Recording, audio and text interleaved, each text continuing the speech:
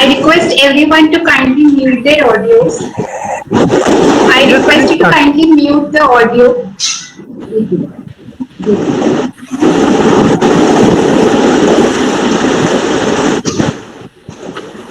On.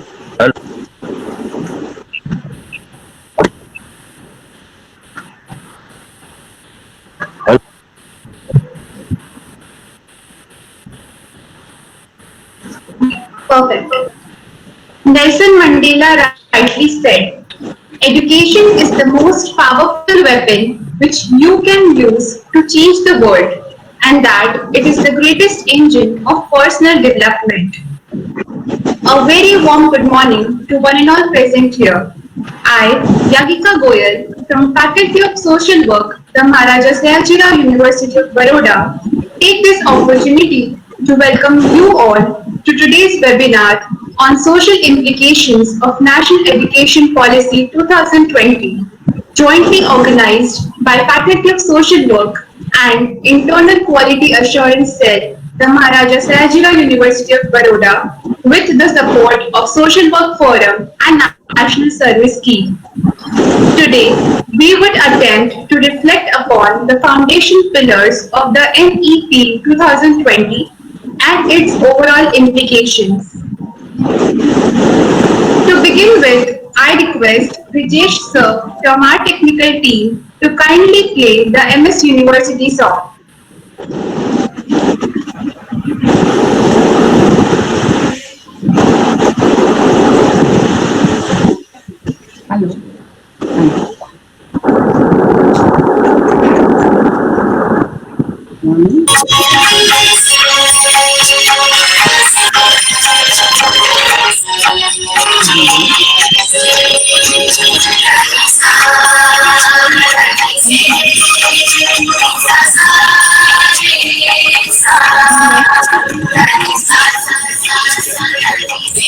पर आज का कहाँ है क्या? फिर आपने कल ही बात किया हमसे, किससे होगी आप लोगों ने कैसे?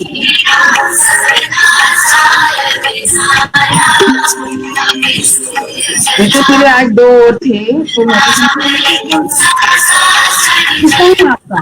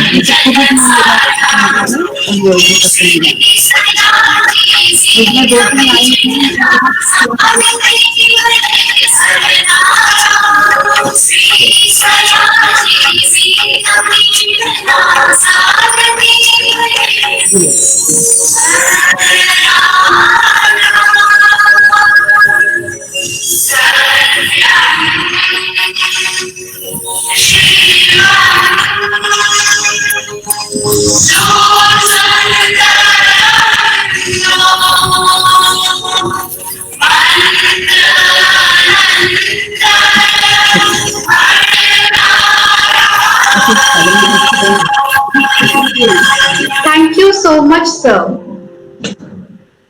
Before proceeding further, I request all the participants to kindly mute their audios and videos and do not share their screens. This would help us all to maintain the quality of the webinar. Thank you. I may now request Professor Dr. Jagdish Solanki, Webinar Director and Dean, Faculty of Social Work, the Maharaja Sayajirao University of Baroda, to kindly deliver the welcome address. Over to you, sir.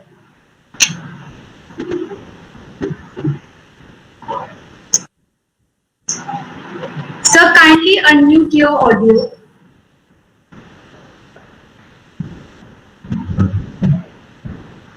Jagdish sir, you are not audible.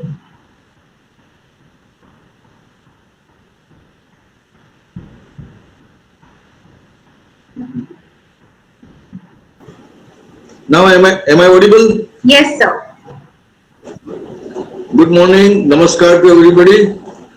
I am very delighted to be part of this national level webinar on social implications of national education policy 2020. It gives me immense joy to welcome our veteran Honorable Vice Chancellor of Maharaja Sayajirao University of Baroda, Professor Parimal Vyas sir, Professor Sushma Yadav, Honorable Vice Chancellor, Bhagat Pul Singh Mahila Vishwavidyalaya Sonpat, Haryana, Professor G. Gopal Kumar, Honorable former Vice Chancellor, Central University Kerala, Professor B.S. Chakravarti, Director IQSC, Maharaja Sayajirao University of Baroda, Professor Bhavna Mehta, our Head of the Department of Faculty of Social Work, Professor M.N. Parmar, our senior colleague, and Dean, Faculty of Management Science, Faculty of Management Studies, Maharaja Sayajirao University of Baroda, members of Organizing Committee, my colleagues of the faculty, my colleagues of the fraternity, webinar participants, and my dear students. It is my pleasure to share with you that the conception of this seminar has taken place from down the line because our students who wrote to us initially that, sir, can we think of such type of national seminar on new education policy, and social work students forum and some students of national service scheme had taken an initiative, and that initiative was carried forward by us, and our Vice Chancellor supported and encouraged this initiative, and as a result of this we are meeting on online virtual national seminar titled on social implications of national education policy 2020. As you know, national education policy 2020 is the first policy of 21st century. So many decades back, such type of national efforts were made, but in this century, it is for the first time that we have received this new national education policy 2020. It is the experience of all of us that education has been the backbone of any human society, and this education keeps us standing, and this education has to be restructured with reference to changes in the society, and our government has rightly done so, and therefore national education policy 2020 has been the central theme of discussion across the nations, and we are joining that theme of disseminating and sharing new national education policy at various levels. And we are very happy to share with you that in our university, our Vice Chancellor has made, has shared with us all faculty members, all faculties, all head of the department to contribute their wisdom and their expertise in sharing and educating masses about national education policy 2020. Rationale, significance, and and the outcome of education has been our experience. I did not to speak a lot because experts are with us. They have contributed their wisdom and their and their experiences in designing this national education policy. Therefore, not taking much time, I once again derive pleasure in welcoming all stakeholders of this national webinar titled on social implications of national education policy 2020. I am sure that at the end of this webinar, we will have so much to share, with others, because we will receive so much that will be useful to ourselves as well as larger society. Once again, it gives me tremendous delight to be part of this national webinar on a significant title which is very crucial, today. Once again, I welcome one and all. Thank you very much.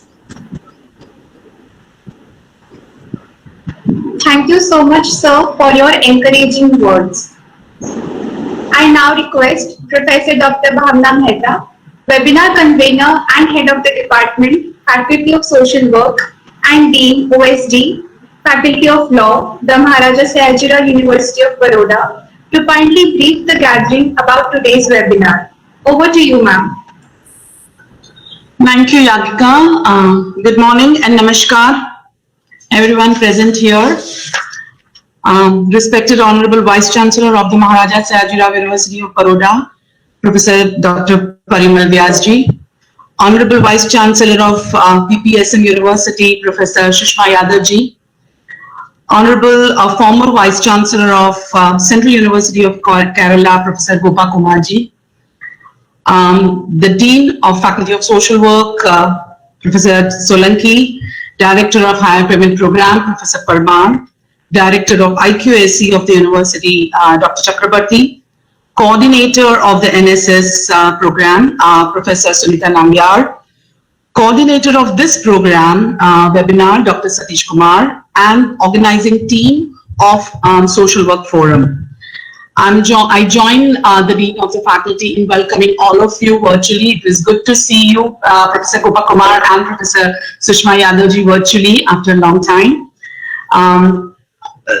We hope that you will be able to visit our university as well sometime personally as well, and we will have an opportunity to interact with you more personally as well. We all know, and I'm happy that Professor Sushma Yadav have made a note of it, that we are the leaders and we have taken a lead even in organizing this particular webinar, which is probably first of its kind in the country, on social implications of the new education policy 2020.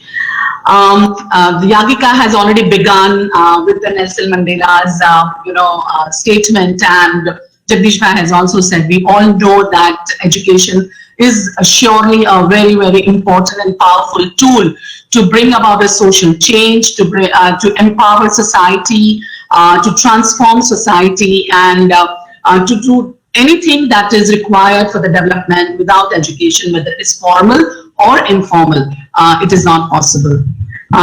So education has a great relevance in our lives.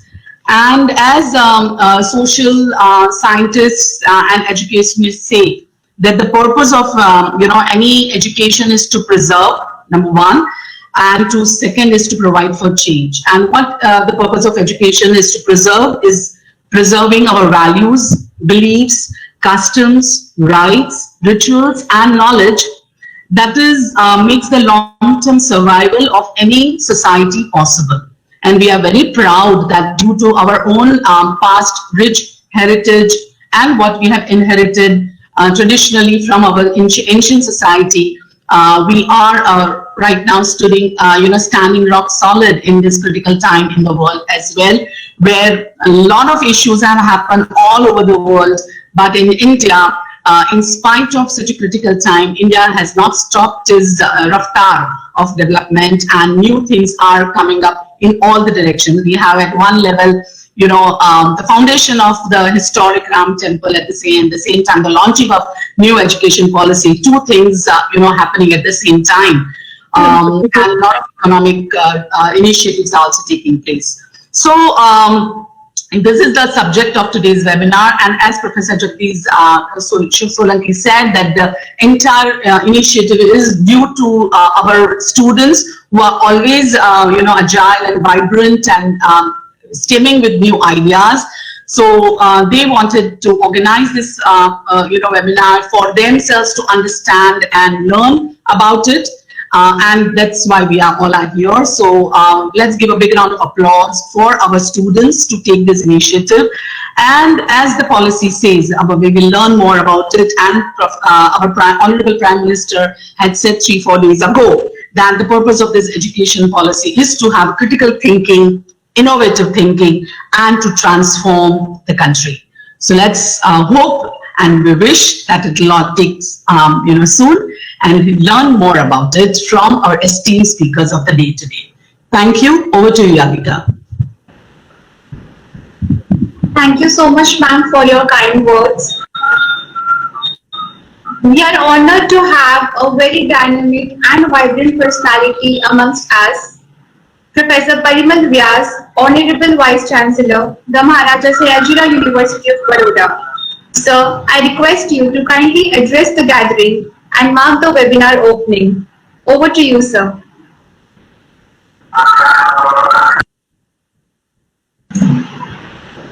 Sir, you're not audible.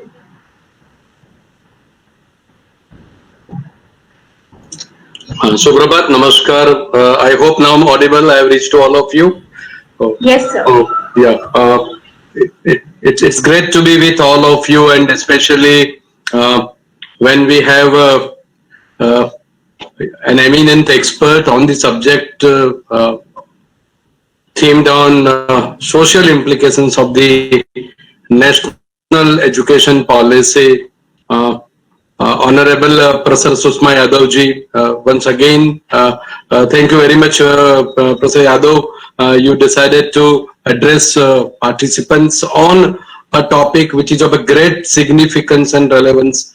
Professor Gopu Kumar ji, Vice Chancellor, Central University, Namaskar, Suprabhat. We also welcome you, and I take this opportunity to congratulate the entire team of Faculty of Social Work led by Professor Jagdish Solanki ji, Professor Bhavna Mehta, Officer on Special Duty, and Dean Faculty of Law, and our own beloved colleague Professor Magan Bhai Parmar.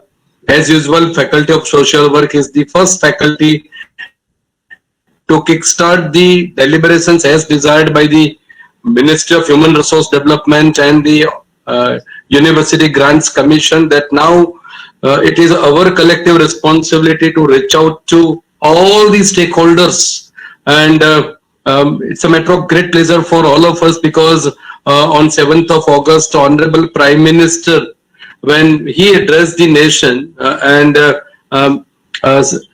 Professor Susma Yadav was one of the experts who also shared her ideas on this new education policy. I believe at the Maharaja Sayajirao University of Baroda, this is the first of its webinar, which there are many to follow, and that would happen for all 14 faculties. But I think this is something very special, because I say that when I look at the policy document of 66 pages, I feel envy. Why? The reason is that we were not given those privileges which I think the generation is going to get in terms of opportunities, the possibilities, and let me tell you, it's a transformational change that the country has brought. I think we have not seen, at least we are all blessed as an Indian citizens, the policy that has now been accepted by the cabinet on a historical day, that is 29th of July. I believe this is going to be a landmark day, like we talk about national, festivals of 26th January and 15th of August. 29th July, I think, is going to rewrite, reimagining the new India which Honorable Prime Minister has conceived. It brings about a total transformational change, transformational reforms. There's a long list. I would not, try to touch upon. Let the experts, we have with us. They would certainly, will talk about it in detail. But then, just to, bring a food for thought for each one of you, let me tell you, I'm very happy. We are all very happy because education touches lives of each and every one of us. We have been questioning ourselves that where is life in education, where is love in education, where is fun in education. I think all these questions now, I hope we take pride that we are part of a policy document that has come with our participation and the response that we have received from all stakeholders across the country. And then if you look at the key shifts of national economic policy, ideally we should have called it as Bharatiya Shikshan Niti, not even national education policy. But we are very happy to see for the first time now that we have a Minister of Education. And I think a lot of criticism we all have faced for commercialization of education. I think that is why the webinar of today, which is going to discuss and we are going to learn about social implications of this policy, which has been approved. Now it is in force, and we feel and we acknowledge, and I think we would be certainly able to see its implementation and operationalization, and the major shift that now is going to happen. I'm confident about it that there's a shift from teaching to learning, institution centric to now we are moving to student centric. At several times I have been advocating a kind of a philosophy that we will have to keep student into center, because those students, they join education, to realize their dream, to realize their passion. And I think we are moving from closed to open system, from rigid to flexible. It's very important now. I think the policy document, I would not call it a document. I think this is now it's a policy, and implementation has already started, which focuses on making of job creators rather than job seekers. I think Honorable Prime Minister in his historical address to the nation said that we have to now focus on how to think, and we are now moving towards experiential learning from examination orientation. I think where only the scorecard and grade card decides the performance and the achievement and the life of an individual. Now I think we are moving towards activity based teaching. We are going to avoid the competition which on a one-to-one basis which happens for achievements. This policy has offered us an integrative and holistic perspective. It is very vibrant and it is equitable. If somebody would ask me to reflect on the highlights of these national education policy, I would say it is very, very comprehensive, all inclusive, because it has suggested certain key reforms, not just in school education but also in higher education, taking care of the various facets of education, be it agriculture education, be it what we call it as vocational education, professional education, and I think policy is also futuristic because there is a roadmap till 2040. We are trying to achieve 100% gross enrollment ratio. We've been talking about right to education, which has been very well taken care of. When you talk about social implications, I think we are also very much worried about the dropout ratio, which I think which has been addressed, in this policy. And when we look at the innovative proposal, as a professor of management, I'm aware of special export zone, but to take care of, because this is something very, very relevant to today's webinar, special education zone. I think to me it's an innovative proposal. Early childhood care, we never thought about it with a focus on resolving two problems. Literacy, I believe there is a complaint that we all have that having passed 7th standard, 8th standards, our children, they are unable to read, and then they have not been able to calculate. Computation is very poor. So this policy focuses on literacy and numeracy. I think this is something very, very important, especially for girls. I'm so happy to share with all of you a social perspective that Government of India has shown in this policy by setting up of a gender inclusion fund. Girls, so they would be now able to move ahead. Of course, I take pride in reiterating that His Highness Sir Sayajirao Gaikwad was the front runner in introducing free Kanya Academy in the Maharaja Sayajirao University of Baroda and in the Baroda state.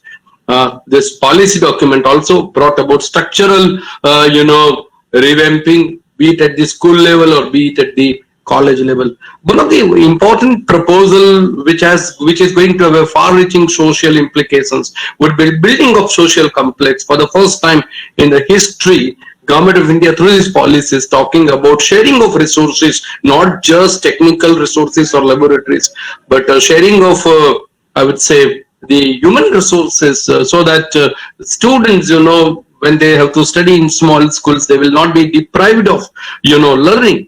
I'm very happy. We all Indians in a constant dilemma. Now the answer is before all of us, because now the medium of instruction, there's emphasis on mother tongue. There is emphasis on ancient Indian knowledge, ancient Indian science, and use of ancient Indian science and knowledge.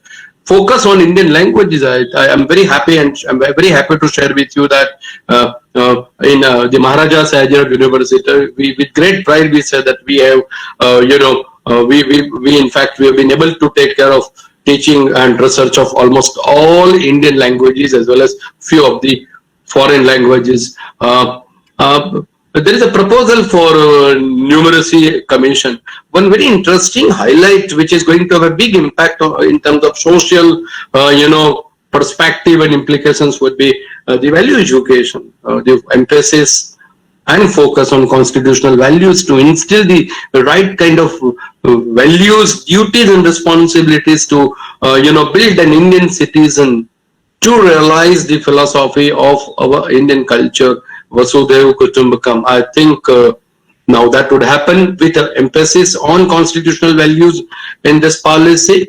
But I think it is not just the policy which can make the difference.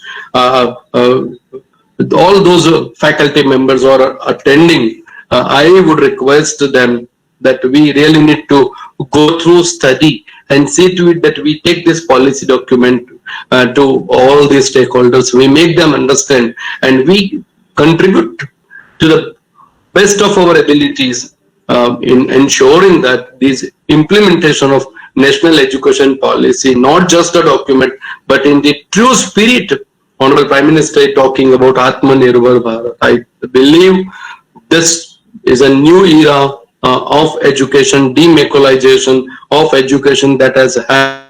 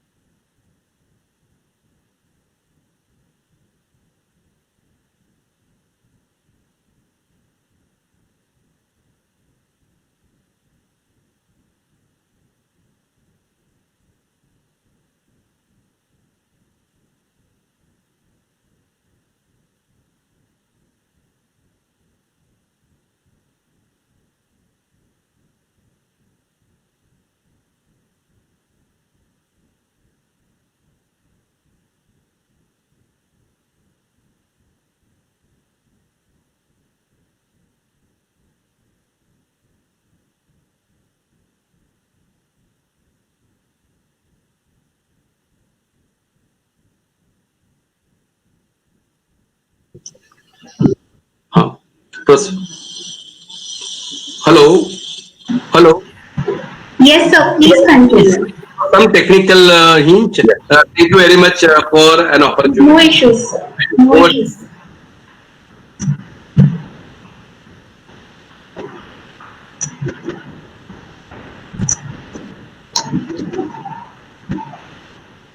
Truly said, sir. The policy is indeed an innovative proposal. Thank you so much, sir, for your words of wisdom. I shall now request Professor Dr. M.N. Parmar, advisor of the webinar, Director, HPP, Faculty of Social Work, and Dean OSD, Faculty of Management Studies, the Maharaja Sayajirao University of Baroda, to kindly introduce our dignitaries and speakers for the day. Over to you, sir. Namaskar. Good morning to one and all present in this webinar. It's a matter of joy to introduce the speakers for the day in social implications of National Education Policy 2020 webinar organized by Faculty of Social Work and IQAC cell, the Maharaja Sayajirao University of Baroda. Our patron, Professor Parimal Vyas, who has made arduous attempt, who is also our source of inspiration to organize such type of webinars in the Maharaja Sayajirao University of Baroda. He is the first person to suggest to have such webinars on national education policy in the Maharaja Sayajirao University of Baroda. Not only that, but he has also helped us to organize several such webinars on new education policy to educate masses in the Maharaja Sayajirao University of Baroda. So we are grateful to you, sir. The another speakers, Professor Sushma Yadav, the Honorable Vice Chancellor of BP Singh Mahila Vishwavidyalay, Haryana, Professor G. Gopa Kumar, Honorable Vice Chancellor of Central University, Kerala, Professor Jagdish Solanki, Dean, Faculty of Social Work, Professor B.S. Chakravarti, Director, IQAC, the Maharaja Sayajirao University of Baroda, Professor Bhavna Mehta, Head of the Department, the Faculty of Social Work, the Maharaja Sayajirao University of Baroda, all the organizing team, and my dear participants. Let me share with you the biodata of Professor Dr. G. Gopa Kumar, Honorable Vice Chancellor and now formal Vice Chancellor of Central University of Kerala. Because on 6th August, I learned that he has completed, his term. The very eminent speakers, Professor G. Gopa Kumar is an Indian leading political scientist. He is currently working as, professors in Central University of Kerala. Professors at Kerala University over 15 years, Dean of Social Science and Professor and HOD of Political Science, University of Kerala. He is Vice Chairman, Academic Committee, Credit and Semester System, University of Kerala, Coordinator UGC Special Assistant Program, Department of Political Science, University of Kerala, Director General of the Institute of Parliamentary Affairs, Government of Kerala, Director VK Krishna Menon Study Center for International Relations, Director Nehru Study Center, UGC Emeritus Fellow, ICSSR Senior Fellow. On his credit, he published 12 books and over 145 research articles and successfully guided 27 PhD scholars. He is also popular TV panelist in Kerala and is known for objective and scientific political analyst. He is one of the eminent speakers for this webinar. The another very important distinguished eminent speaker, Professor Sushma Yadav ji, who is Vice Chancellor of BPSM University, Kanpur. If I talk about her, there is a long, list of achievement and accomplishment on her credit. Dr. Sushma Yadav, MA Gold Medalist, MPhil, PhD, University of Delhi, is the Chair Professor. Dr. Ambedkar Chair in Social Justice at Indian Institute of Public Administration. Prior to this, she was Associate Professor at Delhi College of Arts and Commerce, University of Delhi, recipient of Rai Bahadur Gauri Shankar Memorial Medal and Maharshi Karve Memorial Prize. She has been awarded ICSSR Short-Term Doctoral Fellow and Inter-University Associateship at Indian Institute of Advanced Studies, Simla. Besides, she served as member of Academic Council of University of Delhi during 96 to 2000 and a member Executive Committee, Delhi Regional Branch of IIPA during 94, 96 and 2002, 2004.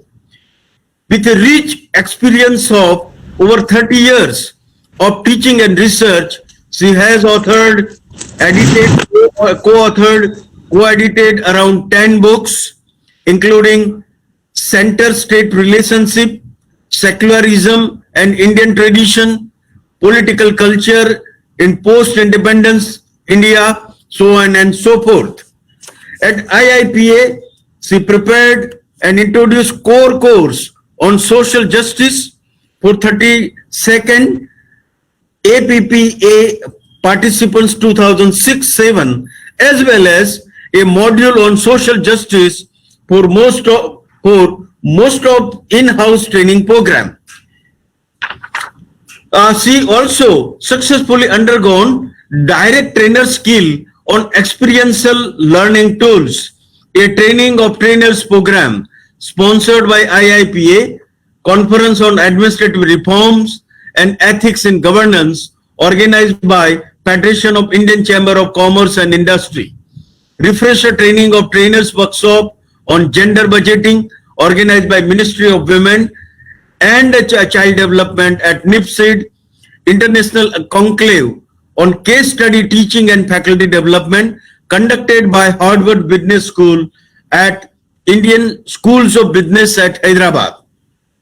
She also had an opportunity to represent IIPA as an intervener in the regional training seminar organized by French National Schools of Administrative and China Executive Leadership Academic Pudong at Shanghai for the experts of region to enhance their professional skill, wherein a paper on decentralization and deconcentration, Indian model of local self-government was presented in June 9, 2006. She has also presented, papers at various forums at the national and international level. Recently, Professor Yadav was one of the members of IIPA 5 members delegation who visited CELAP for workshop on China-India Forum sponsored by China Executive Leadership Academy, Pudong, Shanghai from September 19th to 26th, 2009. Likewise, there are a lot of accomplishment on her credit. Presently, she is working on the philosophy of Dr. B.R. Ambedkar along with the issues of social justice with reference to good governance, human right and empowerment of depressed section of society, including women, for inclusive growth and development. A wonderful orator, prolific writer and deep thinker and researcher of a high repute. Versatile personality with high repute and gala credentials. We owe a lot to you, Madam Yadav, since She remained our well-wishers and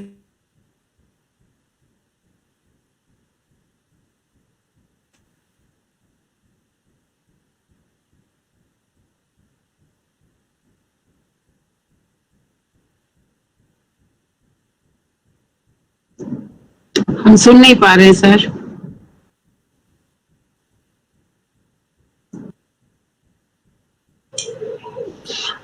Professor Bhavna, we should go ahead because it seems it is disconnected. Yes, sir. We'll do so. Yagika, can you hear me?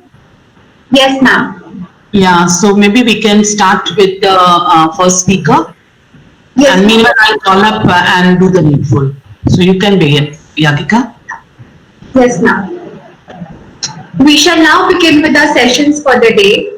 We are pleased to have with us Professor Dr. Sushma Yadav, Honorable Vice Chancellor, Bhagat Phool Singh Mahila Vishwavidyalaya, Sonipat, Haryana. Ma'am, I request you to kindly address the gathering. Over to you, ma'am. Thank you, Yogita. I hope you can hear me Yes, ma'am, you are audible. Yeah. and you can see me as well because I'm not Yes, able to ma'am. see myself. Yeah. Yeah. Yes, All ma'am. right, all right. Thank you. The patron of the webinar, the national webinar on social implications of National Education Policy 2020, the patron and Honorable Vice Chancellor, Professor Parimal H. Vyas, the Honorable Vice Chancellor, Maharaja Sayaji Rao University of Baroda, the fellow speaker and fellow Vice Chancellor and fellow political scientist, Professor G. Gopakumar, former Vice Chancellor of Central University of Kerala and eminent political scientist. The organizing team including Professor Dr. Jagdish Solanki, Dean Faculty of Social Work, Professor Dr. B.S. Chakravarti, Director IQAC, Professor Dr. Bhavna Mehta, Head of the Department, Faculty of Social Work and Dean of Faculty of Law and Webinar Convener, Professor Parmar, who was just introducing us, and advisor of the seminar and Director HPP and Dean, Faculty of Management Studies, Professor Sunita Nambiar, Professor and IQAC Coordinator, Faculty of Social Work, Dr. Satish Kumar Bodla, Webinar Coordinator and Assistant Professor, Faculty of Social Work, all other faculty colleagues from the Maharaja Sayaji Rao University, and the National Service Scheme and Social Work Forum of the university, who have coordinated to manage this, and all dear and respected participants of this webinar. We of course can't see all, but you're very much with us. I begin with thanking Professor Vyas for a very warm welcome and a very good beginning of the webinar. I begin with congratulating the entire university and your leadership for taking this lead, because I think this is a very important aspect of any education policy and this new education policy, because I firmly believe India cannot be empowered unless we empower all those who are not empowered yet. And therefore, this education policy has a special significance when we talk about the social implications of the education policy on the society, on the nation, and on the world at large. The implications are so large. And the university holds a very special position in the entire academic fraternity, because it is a university which has been founded by one of the Maharajas, who was a very compassionate and passionate also, I would say, ruler, who could think about scholarships, who could think about being socially relevant, who could think about being socially compassionate also. This is the land where Dr. Ambedkar came and when he returned from his foreign education, and who sat here and thought about education for the underprivileged and for the disadvantaged groups of Indian society. So this place and the tree that you show on this has really a special implication for this policy as well. I'm really happy to be part of this webinar, and I think the ideas which will come here will go a long way. Professor Vyas has already kick-started it with a lot of salient features, and I would just repeat in short that this is the first education policy of the 21st century and replaces the 34-year-old NPE 86. And I would say, as Professor Vyas had said just now, it is also the first Indian education policy, or not even Indian education policy. I think it will transform India into Bharat. So it's a Bharatiya national policy, or Bharatiya policy niti, Shiksha niti, as we say it. It is moving forward from the last education policy in terms of its pillars. The foundation pillars till now had been equity, quality, and excellence. Now it goes to equity, access, quality. Of course, access, equity, and quality were the three foundational pillars till now, but now it's moving on to access, equity, quality, and affordability, inclusivity, and accountability, which are very important new pillars added to this policy, because it's also aligned to the 2030 agenda for sustainable development goals and the aim of the government to transform India into a vibrant knowledge society and also a global knowledge superpower. Vishwaguru, as our Honorable Prime Minister dreams and our Honorable Education Minister usually shares with all of us, and this can be done by making both school and college education more holistic, flexible, multidisciplinary,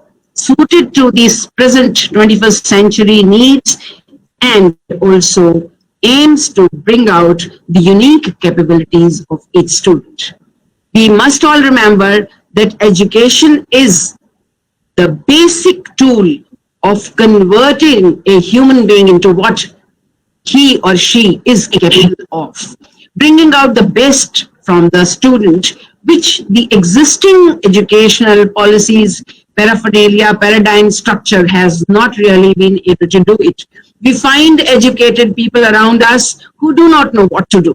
So they continue with this or that degree, but still are not sure of what they're going to do, or what is suited for them, or where they can find a livelihood for themselves, which is a very sad situation for our society and country.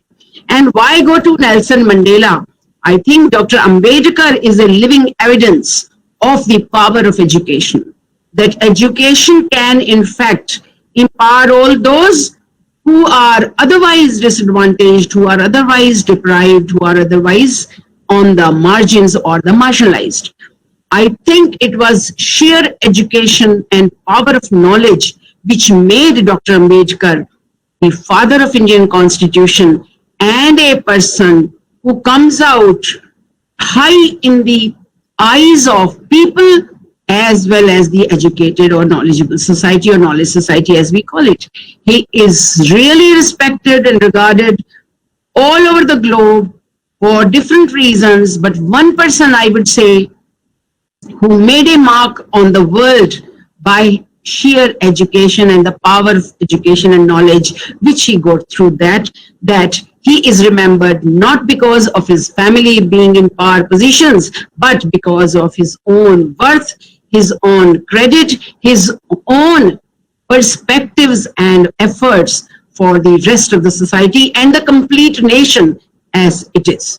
If you look at our constitution, all progressive parts have been really debated and presented by him in the Constituent Assembly with the power of knowledge and power of education that he had. Coming back to the present policy, it has come into existence after a very, very detailed consultative process, which is unprecedented, I would say, in scales and depth both. Over 2 lakhs stakeholders have been consulted in this, gone up to 2.5 lakh gram panchayats, which more than 6,000 blocks, more than 6,000 urban local bodies, and 6,076 districts, which is a very huge number to be consulted. And let me share with you, I was also part of one of the delegations which had gone to represent to the new education policy committee, Padma Shri Kasturi Ranganji and all the members. I had gone there as president of Rashtriya Samaj Vigyan Parishad that we had formulated for bringing social sciences back into the educational understanding and growth. And it was a very pleasant meeting where I put forth my point along with the member secretary and chairman of the ICSSR and some other such social organizations. And they heard us and they took notes of what we had to say. And I find that this multidisciplinarity and holistic idea of education basically encompasses all those suggestions which were given by us. And this committee, of course, had a huge collaborative, inclusive, and highly participatory consultative process. Earlier, late Shri TSR Subramanian, former cabinet secretary, had also submitted a draft report, a report which has been taken care of by this committee. And now we have before us a complete policy which is before us to take action on, to understand, and to make the best of it. I would start with the salient features and then come to social implications, because as I say, you are, I'm speaking to your university for the first time on this. So the social implications of this new education policy lie in its aim to achieve 100% gross enrollment ratio in school education by 2030. This will include provision of effective and sufficient infrastructure, alternative and innovative education centers, and to ensure that children do not drop out of schools. And if they drop out of the schools, they are brought back to the schools by carefully tracking students as well as their learning levels. And I can say this can happen because I'm sitting in a district where the earlier ADC or DC, I don't exactly remember the title, but one very young civil servant who is still with us in higher education in Haryana started Bhatta schools for these families of people working on the brick kilns. And he had shared his vision and presentation with us where he said that we've been tracking the students because they come during the season, the family come here and then the family go back to Bengal, Odisha, Bihar, wherever they belong to. And so when they come back, they've already lost a session or 1 year. And so we have to look at their achievement or their learning levels and bring them back to schools. And this had happened. So I hope and wish that this education policy will take care of these dropouts and these underprivileged young students who are constrained in not pursuing their education, which will really make the society more educated and inclusive as well. Then, for the first time, the education policy talks about early childhood care education. I speak about this because being a woman, I understand when a woman works, she has to leave the child behind. And now, with nuclear families coming up and people moving and migrating from their own places and own families to cities or close by urban districts, they need to have some place where the children are cared for. Creches are one, but creches cannot really replace complete childhood care. So NEP 2020 emphasizes on the criticality of the early years. And we all know that 3 to 6 years are very crucial in the mental and ethical growth, the psychological growth of the child. The security may come at this stage. Insecurity may also creep in at this stage. So it's really very important that a national curricular and pedagogical framework for early childhood care and education is being developed by NCERT, which will take care of children up to 8 years. Then this education policy talks about new curricular and new pedagogical structure for 5+3+3+4 curricular structure, and thus it brings out a change in paradigm of teaching the students or making the students learn at different levels with appropriate curriculum and appropriate pedagogy for the foundation stage, for the preparatory stage, for the middle stage, and for the secondary stage, where the grades have been identified. Then if we take this, then most probably we'll be able to retain those students who have to drop out because they are not able to cope with the demands of the curricula or the demands of the pedagogy or the demands back at home. I think this education policy has taken care of these minuscule aspects. The curricula also aims at holistic development of learners. And as when Professor Parmar was introducing me, I had been working on training the civil servants in ethics. And you all know that even the UPSC had to introduce a subject on ethics and for governance and morality and ethics. And when I was teaching one of such groups, a young group of CPWD engineers and a young group of Indian Revenue Service officers, they shared with me, ma'am, do you think you can teach us ethics at this stage? The ethics become part of your growing, part of your being. And so the holistic learning, holistic curricula, holistic development of learners, which this NEP 2020 aims, is very important as a 21st century skill, where the society has to be ethical, has to be inclusive, has to be compassionate, and has to be nature friendly. And here I remember what our Honorable Prime Minister had said.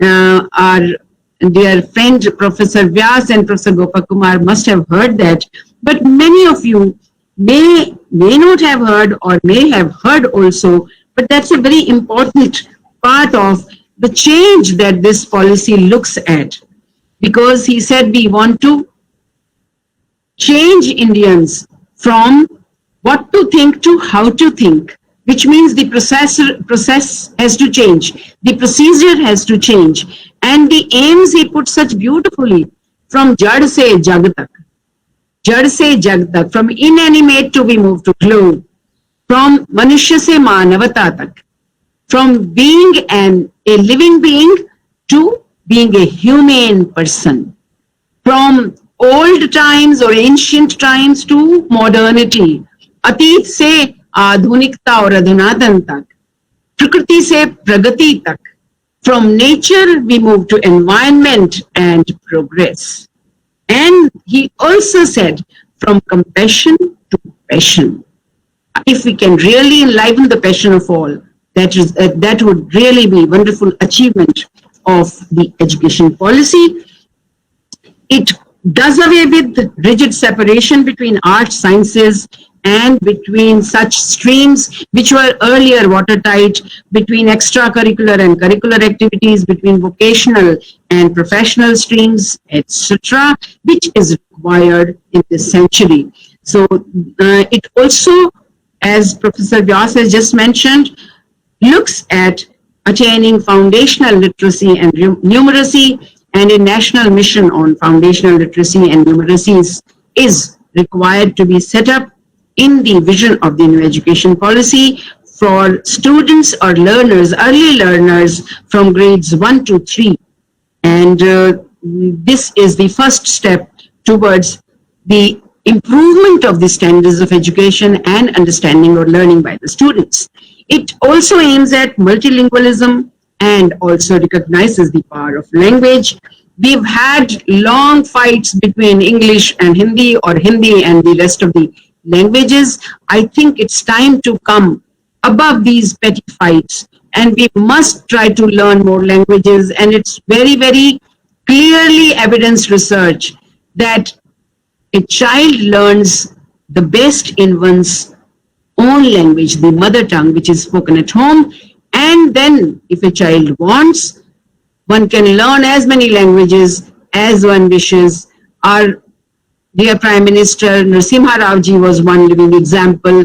And you find many people who tried to learn languages, could learn languages later, but your substantial learning must be improved before you come to these linguistic divisions or linguistic fights. And I think we'll be able to develop the national language also out of that, and we'll be able to replace English, because Japan and Germany are the examples before us where they developed in their own mother tongues. Russia was another, of course, and Britain and US, of course, have their own languages which are being used all over. So language remains very important empowering tool and learning tool for students. And in India, English has been a difficult subject for many of the marginalized sections.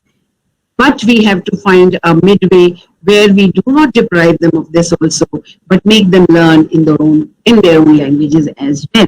We also, this education policy plans at assessment reforms, because till now assessments or evaluations or examinations have been a weak part of our educational system, which need to really be changed or transformed, because education is not all about mugging up and reproducing, but education must also be all about thinking out of box, learning innovatively, having your own experiments, having your own curiosity, and finding solutions to the problems around you.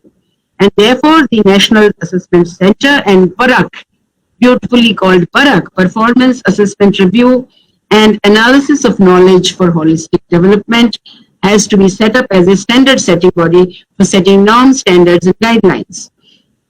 Then NEP 2020 aims at equitable and inclusive education. I'll come to this in the end, but it also talks about standard setting and accreditation for school education, because we know, all of us know, since right to education became a right, we have different standards of schools, private schools, public schools, public here called wrongly public because they are not in fact public, and therefore the public are completely commercialized ventures, but they have different standards also, but government schools are lagging behind. So we'll have to have standards and quality assessment for all schools, then vocational education for at least 50% learners. And I think vocation remains an important aspect of our growing as an inclusive society. Then higher GER for higher education. We plan to reach at least 50% by 2035.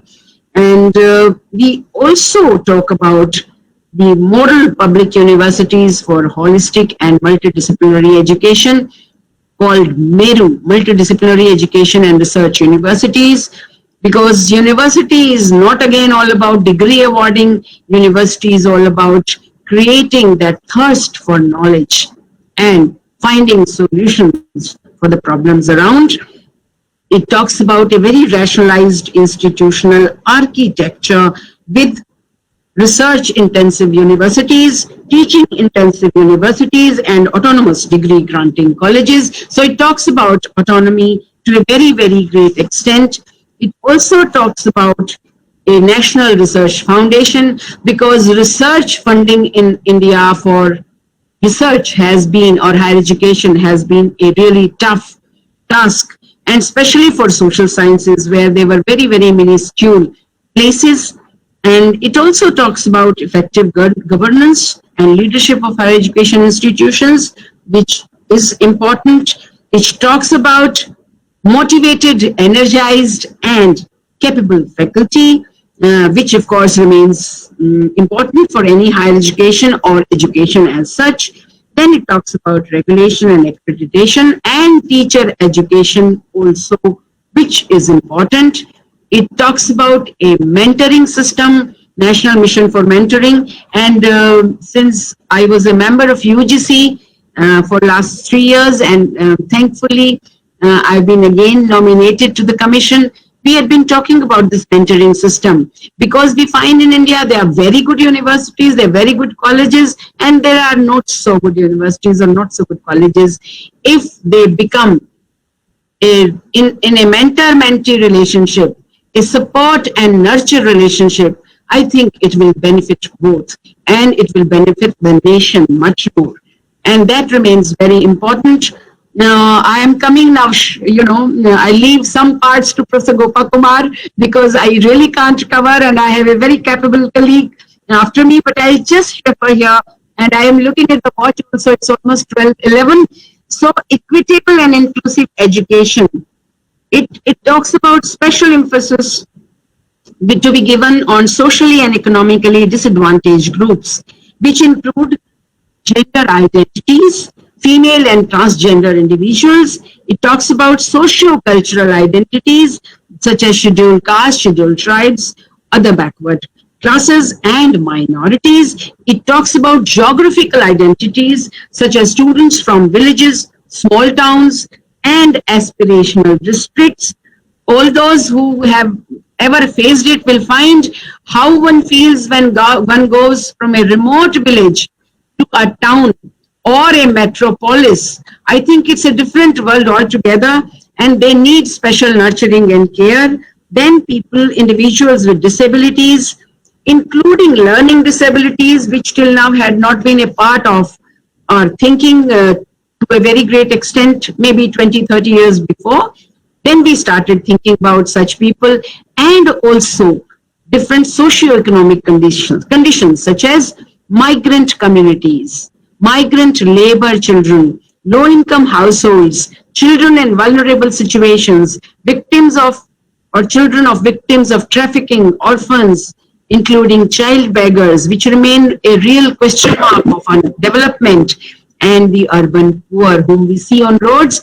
And this COVID pandemic has shown us how our migrant labor and their families moved from cities to their own areas with small children in lap or taking their fingers in hand. But these have to be taken care by the society and the state both. So this NEP 2020 talks about a separate gender inclusion fund for different special education zones for disadvantaged groups.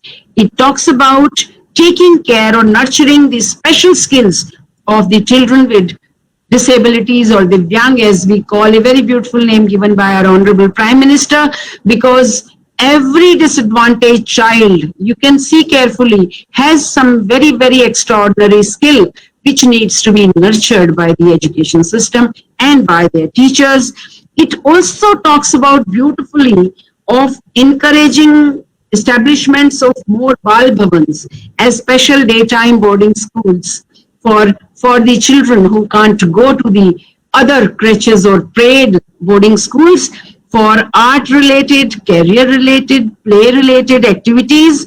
And it also says that the society must use the school infrastructure, the unutilized capacity of the school infrastructure to promote social, intellectual and volunteer activities for the community and promote social cohesion by creating Samajik Chetana Kendras. So Bal Bhavans and the schools infrastructure is planned to be used as Samajik Chetana Kendra to enhance social bonding and enhance social compassion also.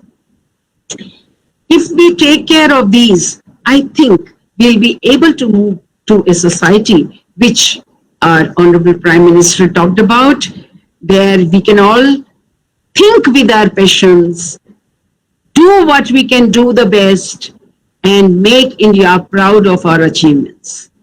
That education which liberates us from all fears, all uncertainties, what Tagore wrote in his poetry, in that freedom, let us countrymen move. I think NEP 2020 will take us into an era of liberation, progression, transformation, and ultimately a world which all of us would like to live in. There are many more points and many more ideas, but I would stop here because I also look eagerly to Professor Gopakumar, but I would say thank you very much, Maharaja Sayaji Rao, University of Baroda, its Honorable Vice Chancellor, Professor Vyas, all my friends there in the organizing committee, Professor Bhavana Mehta, Professor Parmar, Professor Chakrabarti, Professor Solanki, and above all, again, your leader, Professor Vyas, and all my friends, colleagues in the Baroda University for remembering me. This, of course, is an area of my passion, and therefore it was really lovely for me to speak on this. Thank you very much. Thank you very much. Thank you, ma'am. बहुत बहुत धन्यवाद. Thank you, ma'am. Thank you so much. Very well said, ma'am. The policy would definitely take all of us in the era of liberation in coming decades, and the social cohesion shall be promoted. Thank you so much, ma'am, for your insightful words. We are glad to have with us Professor Dr. G. Gopakumar, former Vice Chancellor, Central University of Kerala. Sir, I request you to kindly address the gathering. Over to you, sir. Very good morning to all of you. Professor Parimal Vyas, Vice Chancellor, MS University of Baroda. Professor Sushma Yadav, my colleague Vice Chancellor. Professor M.N. Parmar, Professor Jagadish Solanki, Professor Mehta, Professor Nambia, Dean Faculty of Law, Hiral Parmar, Yogi Goyal, and dear friends, faculty members and members of the society who are attending this very important seminar. And the title itself is very catchy. I have been participating in number of national education policy seminar, but this is the first time I am getting a title, Social Implications of New Education Policy 2020. So the focus is on the social implications, it is on society. So good that Department of Social Work has taken this very important initiative. And I thank all of you for your enlightened participation. Professor Sushma Yadav had actually left very little room for me in the sense that she had covered most of the areas focusing upon the policy as such, its major focal points, theme, and also how a little bit of futuristic perspective has to be seen as far as this country is concerned. So let me take up the strings from the predecessor and see how this discussion can be brought forward. Actually, the very concern of this new education policy is regarding the upliftment of the really complex, heterogeneous Indian society. As students of social work and students of social sciences know very well how complex our society is. We often congratulate ourselves for having a demographic dividend with 52% of the total population below 26 years of age. And naturally, this is going to be a great asset because of the fact that they are hungry for education, they are hungry for development, they are hungry for infrastructural growth, and that kind of a social group, very powerful youth group looking forward for a country, I think education becomes really the key instrument for social upliftment. So education, of course, we have rare exceptions like Professor Dr. Ambedkar during those days, how difficult it was for him that enabled him ultimately land up in Columbia University and complete his PhD and become a great scholar and authoring the Constitution. But we need that, there must be massification of education. There has to be universalization of education. And as far as this country is concerned, we have all the contradictions. Like, for example, we are the second largest middle class in the world next to China. And we are the second largest population in the world. And we are the third largest educational landscape in the world. Out of 194 countries, we are the third largest education landscape in the world. But how to attract and how to ensure educational advancement for all, from the childhood, from the age of 3 to 18 up to secondary education, and beyond that at the graduate level, and then at the postgraduate and research level, how and why and to what extent we can ensure the success of education. If this is a very, I must say that this new education policy is a very progressive policy. It has been carefully drafted. Earlier it was led by Subramaniam and subsequently by Dr. Kasturi Rangan, and as Dr. Sushma Yadav rightly mentioned that how data were collected and feedback were collected from more than 2 lakhs stakeholders across the country, and finally how the policy was drafted. It take care into account the importance of multilingualism in the country and how to attract the child by learning from mother tongue, and how other languages, particularly English language and Hindi, can also come in the process. And the beauty of this policy is that no language has been insisted except mother tongue up to 5th standard, and thereafter other languages can be picked up. At the same time, English is also not sidelined, because we aim to transform a national development and ultimately enable our future generation into global citizenship. So that's really a very progressive policy in that sense, because we wanted to transform to become a knowledge power of this world. We can really achieve, we were Vishwaguru in the past, and now we wanted to try to see how we can bring back that capacity, because as we remember how the pre-colonial conquest from Mughals and others affected our life, and then the colonialism and imperialism, how it also affected our life. And now when we got freedom 73 years ago, imagine the lifespan was hardly 38 years old. One would survive for 38 years, and the literacy was as low as 16%. So given that, now the new education policy after 73 years aim at strengthening foundational literacy and numeracy. So it is actually holistic and inclusive. At the same time, it is also focusing and encouraging multidisciplinary orientation, because we have not created that kind of super specialist. Everybody cannot become a super specialist. So at the same time, knowledge and understanding of other branches are equally important, and therefore multidisciplinarity has become the key for development. And again, another thrust is given for skill development. Skill development is very important. The new education policy suggests that after 6th standard, definitely there will be training for skill development. The aim is that students should learn with skill even from the school level, so that by the time he completes secondary education, 12th, attain the age of 18, he will be available for employment. This is a really very good decision that has been made, because we don't want to unnecessarily ensure that everyone should become a student of higher education. That is not needed. Even in Western countries, highly advanced industrial societies, many students opt out for joining employment at the age of 18, and they may come back for education. That is flexible. We have also given that flexibility, whether at the graduate level one can come back or not, but definitely the emphasis is very, very clear, and as a result of which the ideas has been given true importance.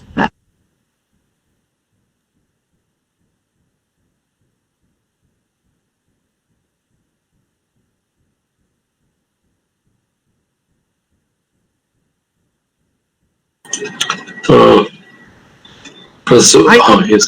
Yeah. Hello? I'm audible?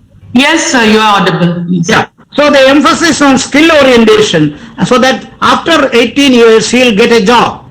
And those who are interested for higher education can definitely go for higher education, and that too at the graduate level. There's a 4-year graduate program in which they can opt out after first year getting a certificate, second year with a diploma, and 4th year with the completion of emphasis on research, he will walk out with a degree.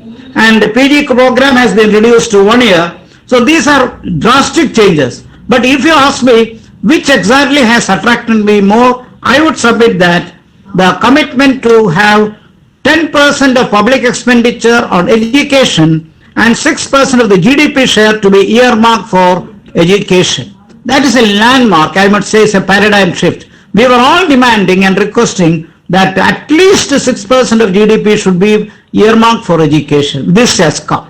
the most progressive aspect of it, because we need to give emphasis for three things in order to develop our society for a real social transformation: education, health, and infrastructure. Now, earmarking 6% of GDP has been really a great achievement because it emphasizes on promoting demographic dividend and also ensuring that money is earmarked for all. Just imagine our research, although now there is a National Research Fund, we must say that our attraction or dedication and investment for research was very, very small. Hardly 1.83% of research was the actual GDP share. But with 1.83%, if we could achieve this much of development, I must say that with by 6% we will be able to achieve much more, and this 6% must be distributed across primary education, secondary education, and definitely higher education and reserve.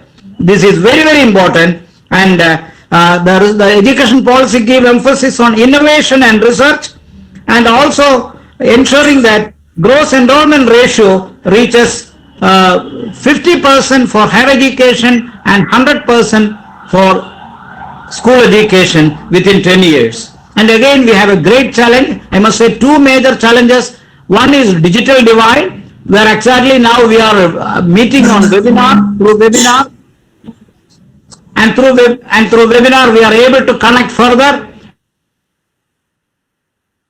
and thereby the technology has come. And with COVID, we are now connected online very effectively across the country, and now the digital divide is now challenged. We are trying to overcome our digital divide, and with Wi-Fi and other kinds of technological connection, the whole country has to be connected. We need to do a lot of work on digital development, and once achieved through digital development, the youth, the young people will be able to achieve this very effectively, much more than the senior people, because they will be accustomed by the digital machine and the digital apparatus very effectively, and therefore these things are achievable. I would say that being a federal country, the cooperation of states and regions are very important. I would say even the local governments are very important. The success of this new education policy depends upon cooperative federalism. The real idea is that every state must contribute very effectively for the implementation, because we are trying to transform the curriculum by giving emphasis on practical aspects. We wanted to see that our educated youth are getting employment, and not much on theory. We must see that pragmatism is given the importance, and thereby the pragmatism will enable them to get employment in a higher range. So that is exactly what we wanted to struggle and achieve. And I also see the possibility of having more schools, more colleges, more universities. I must say that we have 993 universities in this country, 50,000 colleges, and more than 5 lakh schools. These numbers must multiply. That is where money is required. So more teachers, more schools, more colleges, more universities. I must also say there is a mention of attracting foreign universities in a restricted manner. That is also unavoidable given the global context. And social progress is more possible with more funding and focus on cooperation between central government and state government. We are a very huge country. We are the third largest educational landscape in this country, in this world. In order to attain success, we need to collaborate very effectively and has to take into confidence the role of states and local governments. If states and local governments also cooperate in a very effective manner, I'm damn sure that this policy will be a grand success. This is a progressive policy, but to reach across south and north, east and west, and to the remote corners of this country, I'm sure Professor Sushma Yadav and other colleagues have seen this country like me. The younger generation must not have seen this country. We know very well there is lot of gaps in infrastructure. It takes much difficulty for students to reach schools and colleges. They have their own problems of connectivity, organizational inability, and also the poor infrastructure in the schools and colleges. We know very well. A very good example is that even 25% of the NAAC accreditation of the colleges have not been completed, which means that how much we have to go, how long we have to go in order to ensure proper accreditation. So quality, access, and definitely affordability and accountability and all these social objects has been achieved, and this can be done. My expectation is that this is possible in the next 10 to 15 years. So I wish all success for this very important seminar, because ultimately education policy aims to transform the society in a meaningful manner. An effective society is the need of the hour. We need a strong civil society. In order to achieve a strong civil society, we need education as a powerful instrument for social transformation. The new generation is hungry for education, and scholarship has to be given. The policy also emphasizes nutritional breakfast and sumptuous lunch for students. So that means students will not be dropped out, they are assured. And if you support them by giving scholarships and other possibilities, definitely more and more students will join for school education, and this will transform the society so that after 18 years they will be employed with their skill. And even for higher education also, there is so much of emphasis to be given for skill education and pragmatism along with theory. But the point is that we need to ensure that we cannot predict the kind of jobs that are waiting. So we need to make students multidisciplinary so that they will become evergreen in respective areas. So this makes our youth really challenging, but at the same time assuring that the government of India is there to help them for the success of the new education policy. I wish all success for this very important webinar, and I thank the Vice Chancellor, Professor Parimal Vyas, for giving me this opportunity. I wish all success in this regard for MS University of Baroda. Thank you very much and greetings. Thank you, sir. Thank you, sir. Thank you, sir. Thank you so much.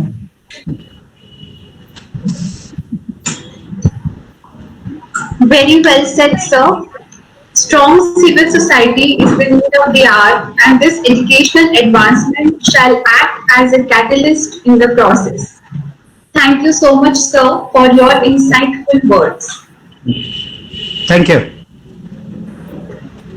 Moving further, we shall now address and discuss the questions received from the participants. I invite Professor Dr. Sunita Nambiar, Professor and National Service Scheme Program Coordinator, Faculty of Social Work, the Maharaja Sayajirao University of Baroda, as the moderator for this session.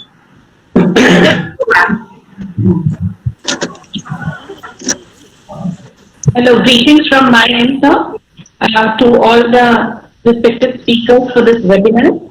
I have gone through the questions that have come in the chat box, and I would start with you, Professor Gopakumar. Sir, it mentions about what, there's a question which talks about what is the new education policy for this times of pandemic.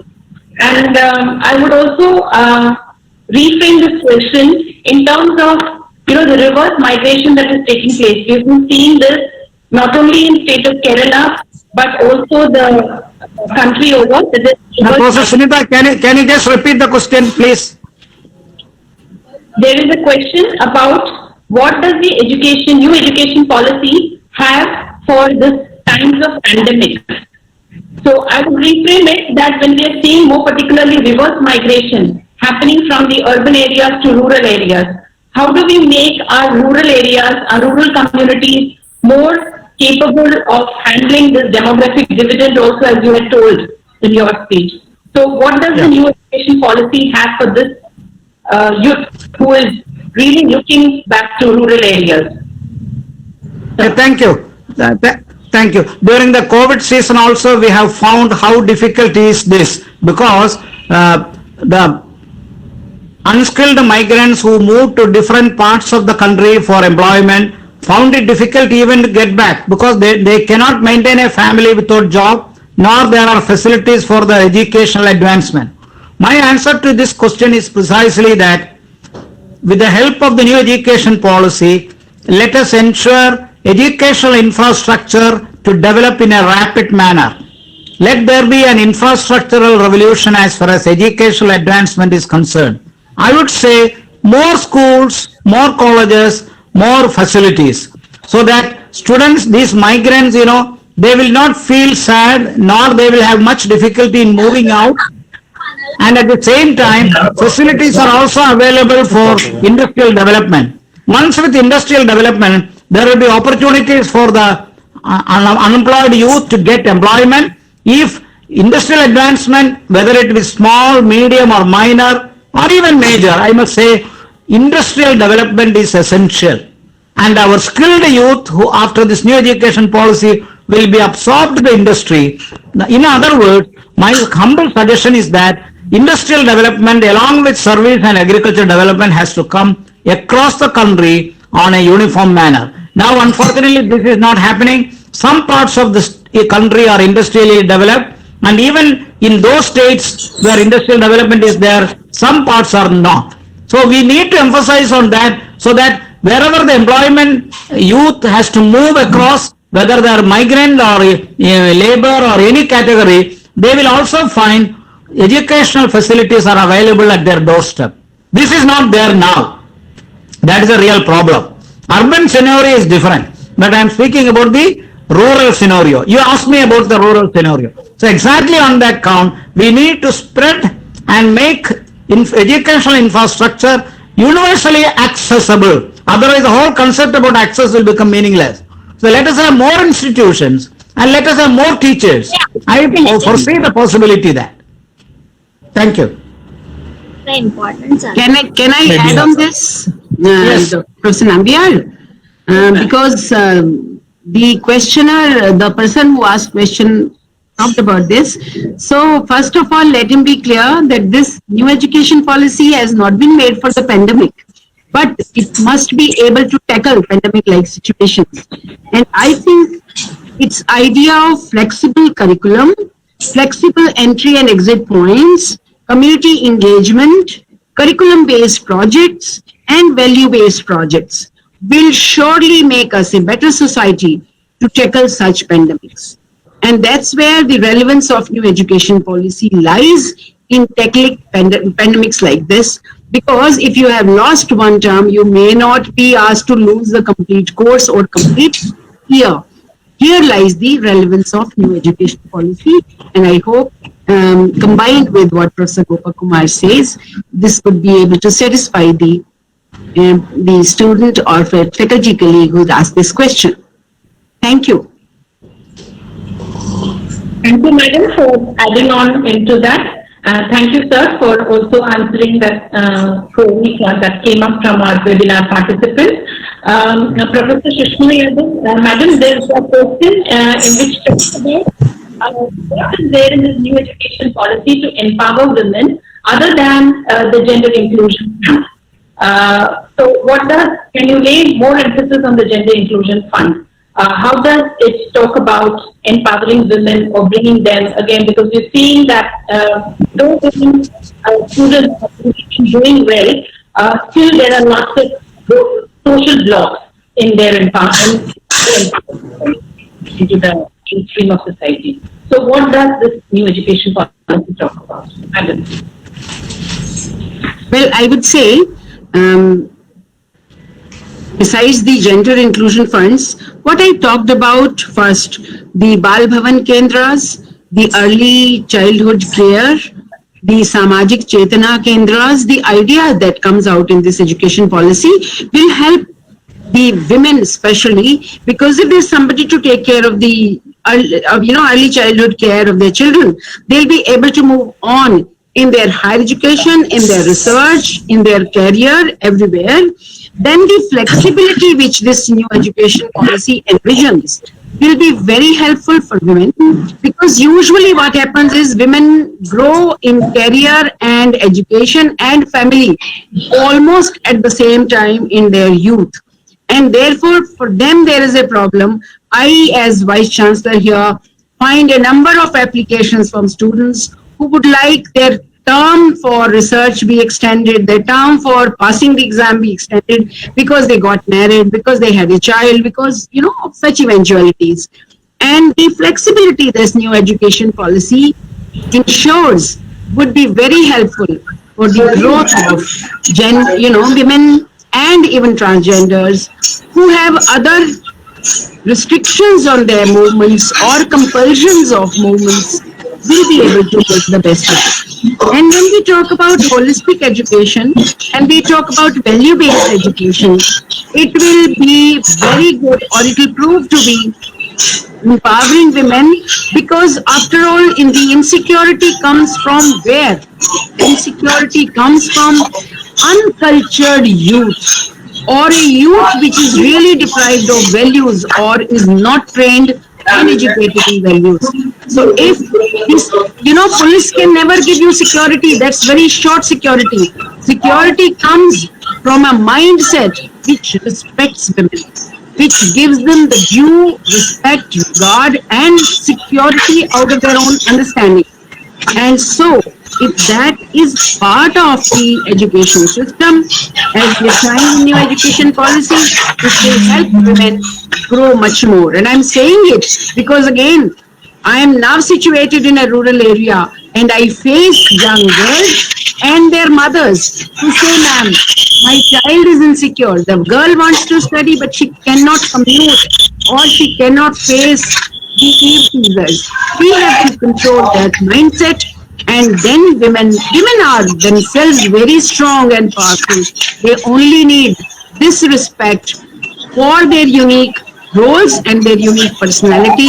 And I see that the new education policy tries to fill those gaps which have erupted or come up in our society over the years. Thank you.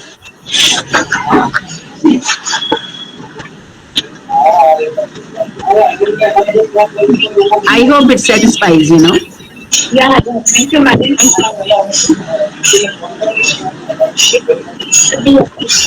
That would really help women enter the workforce and also take up higher education.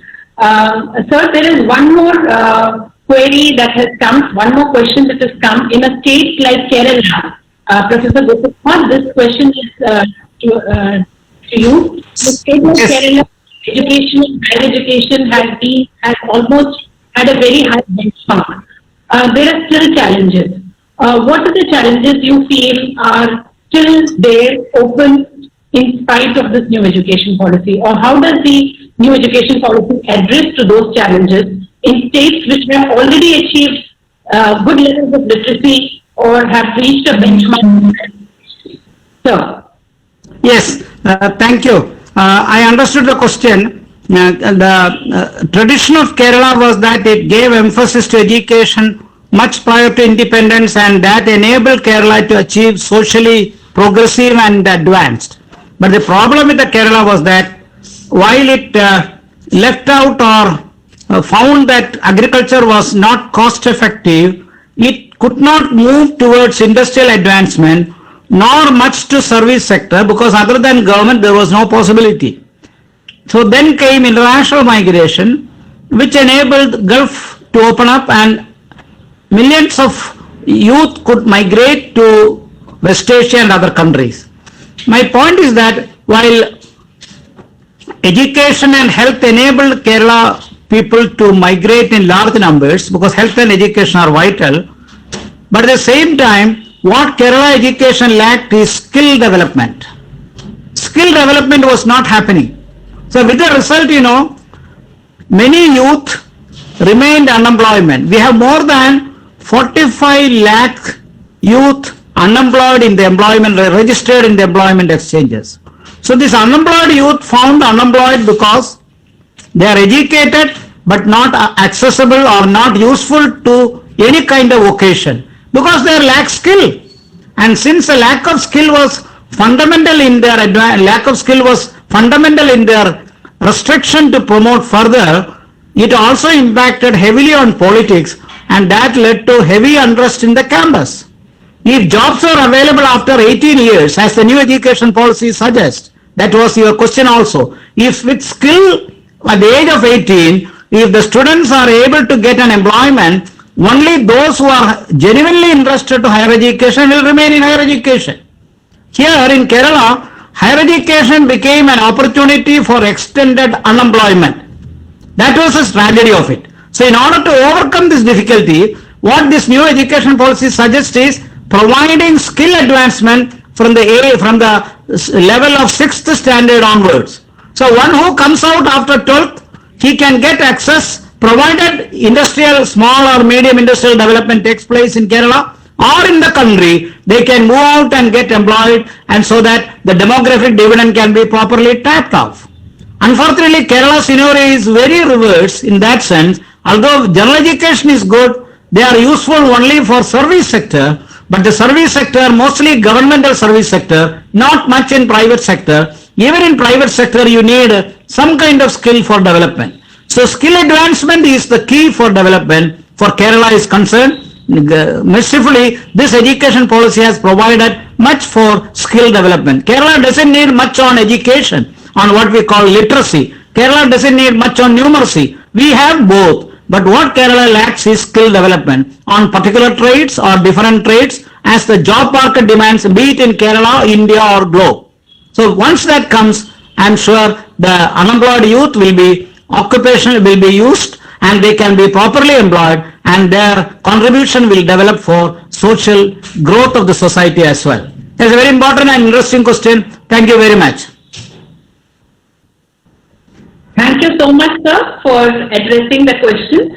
I think we are coming to an end to this webinar on the social implications of the new education policy. It was great to hear the views of three vice chancellors from across the country, I would say. We started off with Professor Parimal Vyas, our own vice chancellor from the Maharaja Sayajirao University of Baroda, wherein he said that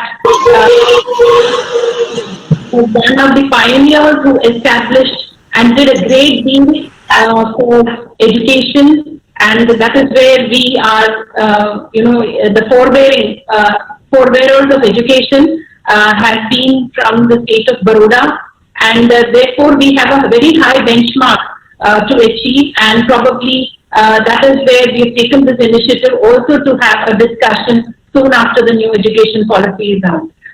Professor Sushma Yadav also brought out in her analysis of the new education policy the aspects of access, equity, quality, affordability, and which takes us closer to the the Sustainable Development Goals 2030 agenda.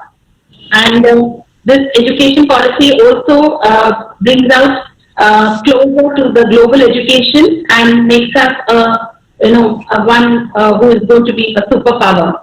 And giving example of Dr. Ambedkar, she said that Professor Yadav also emphasized that accessibility and education being a great panacea for empowering people from the marginalized section. Stressing on that the new education policy has been an outcome of the wide consultation with various stakeholders, and therefore it has really incorporated the things that is the need of the hour in terms of the gross enrollment ratio, the tracking progress to arrest the school dropouts, value education, emphasis on multilingualism for empowering more particularly those people who are marginalized. So English should not be a barrier for those who are not very comfortable with the foreign language. And also Professor Yadav emphasized on the accreditation and the quality access of school education, which was earlier only with the colleges and the universities, which is also going to get across to schools. She also led to understanding of the National Research Foundation, which was again emphasized more by our second expert speaker. And the key word that I could derive from Professor Sushma Yadav's speech is, she quoted Professor Shri Narendra Modi, our Prime Minister's view on that we have to take from compassion to passion. And I think that when the people in the higher education institutions take up the charge of enabling education, reaching out to all people, that is how we ultimately can achieve the goals that is set up for. Professor Gopakumar in his speech also talked about that education is the key to empowerment, more particularly for the demographic divisions that we have in our country, calling out the new education policy as being progressive. He emphasized that this policy is again a step to take us to being a Vishwaguru, which we aim for. And again, the resounding words are that this education policy is holistic, inclusive, and also is multidisciplinary. He also emphasized on skill development, which is very needed, very much needed, to channelize the energies of the young demographic dividend. The paradigm shift that has happened in terms of 6% allocation of the GDP on education is the hallmark of this policy. So the government needs to be commended for it, for taking this bold step. However, there are challenges that we need to address in terms of the digital divide, the affordability, and Professor Gopakumar called out for a cooperative federalism from the state and the local government, and also a lot of infrastructure development and development needed in terms of having more schools, colleges, universities, to see that each and every person, every individual has access to basic education and higher education. And also, he also reminded that a lot that can be done to the civil society. So I'm sure participants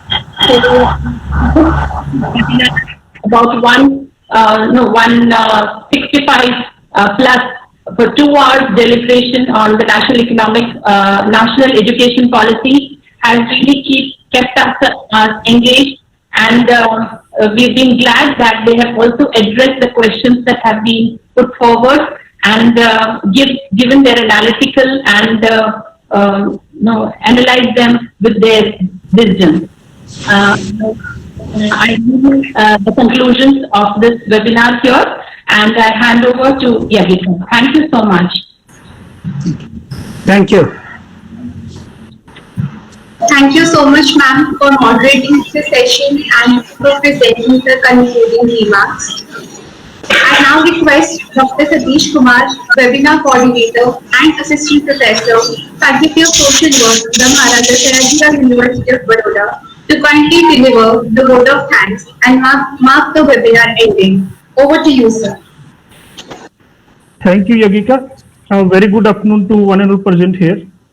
Respected Honorable Vice Chancellor, the Maharaja Sayajirao University of Baroda, Professor Parimal Vyasji, our most valued invited guest, Professor Susma Yadav ji, Honorable Vice Chancellor of Bhagat Phul Singh Mahila Vishwavidyalaya Sonipat, Haryana, Professor G. Gopakumar, former Vice Chancellor of Central University of Kerala, Professor Jagdish Solanki, Dean, Faculty of Social Work, Professor B.S. Chakravarti, Director, IPSC, MS University, Baroda, Professor Bhavna Mehta, Head of the Department, NUSD Dean, Faculty of Law, Professor M.N. Parmar, Advisor of the webinar, OSD Dean, Faculty of Management Studies and Director of Higher Payment Program, the MS University, Baroda, Professor Sunita Nambiar, NSS Coordinator, dear participants from various parts of the country, esteemed faculty members, and ladies and gentlemen.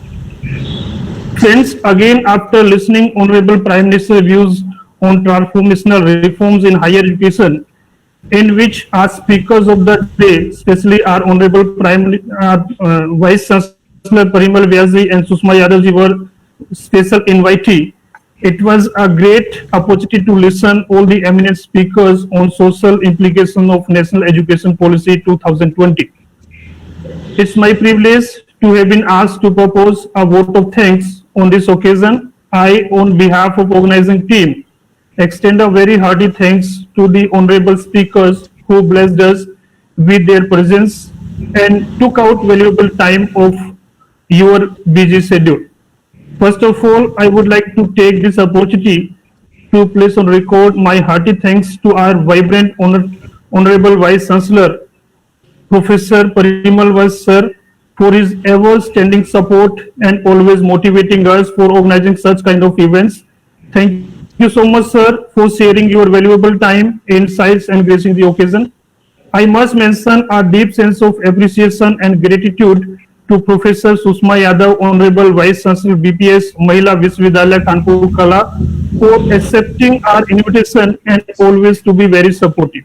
Thank you, ma'am, for sharing your valuable insights about the journey and silent features and new pillars of National Education Policy 2020 and changes the policy look at. Thank you, ma'am, so much. Thank you so much.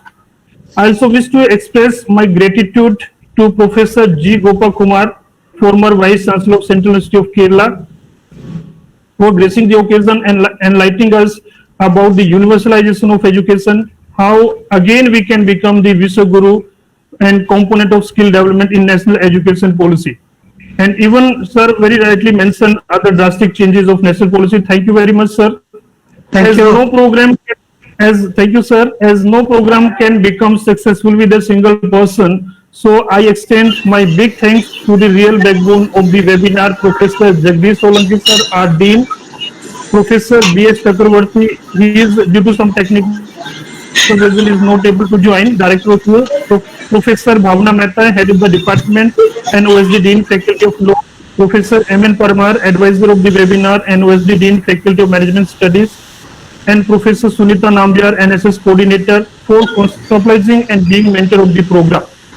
I heartily congratulate and thanks to all the participants for their active participation in the webinar. I also would like to acknowledge the contribution of our esteemed faculty members, volunteers from Social Work Forum and NSS for managing the event. Last but not the least, I am thankful to the technical staff, Sri Brijesh Bhai Bhatt and Mr. Raj from MHRM and other student volunteers for contributing in technical support. Once again, thank you very much. Thanks again, Lord. Thank you so much, sir. I just quickly request all our dignitaries to kindly switch on their cameras. We shall have a group photograph. Sushma ma'am, Bhavna ma'am, Anna sir. Hello, thank you. So congratulations, Professor Bhavna Madam, and Professor Chakravarti and Professor Jagdish Bhai. It was a wonderful webinar, and we look forward for many more webinars which we are going to organize as we have discussed in the meeting of 7th of August.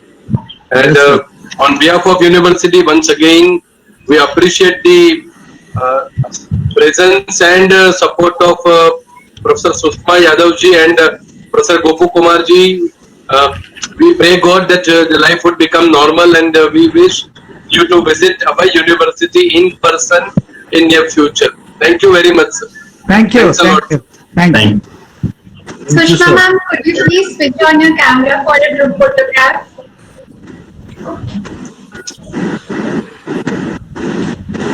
Is with us or she has left? She's there. Oh. Sushma, can you please put your video on, camera on?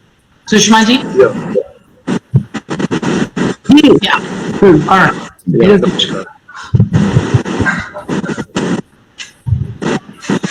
Sushma ma'am is not visible. Yeah, she's there. She's visible. I'll take the Yeah. She's visible. Right. Okay. I'm done. All right. Sorry. It's all happened. But I'm so happy to be part of this. And Thank you, madam. very much. Thank you. Thank you. Okay. I think now we can take you home. Thank you very much. आपको नमस्कार और ढेर सारी शुभकामनाएं और अभिनंदन. Thank you. Thank you so much, ma'am. Thank you.